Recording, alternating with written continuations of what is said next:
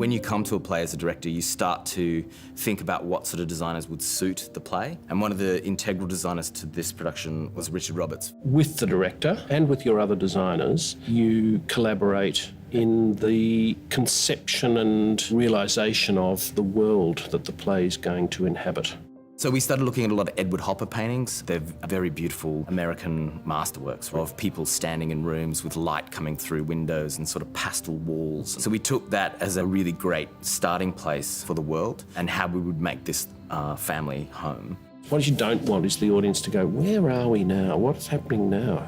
Who's he? Or when is this? With our version of Death of a Salesman, lighting is going to play a huge part in telling the story about when we're stepping into Willy's head, into his delusions. We're approaching it that the real world is quite monotone and drab, but when he steps into a delusion, it becomes much more hyper-coloured, much more chromatic.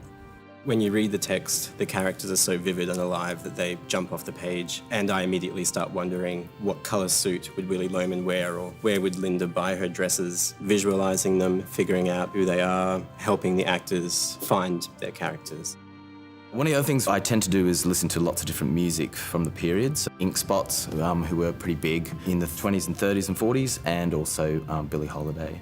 Sound design for me is really just making aural landscapes. We're taking textures and ambiences of that time period and those locations and putting them into the theatre so that the soundscape envelops the audience and makes them feel like they're there.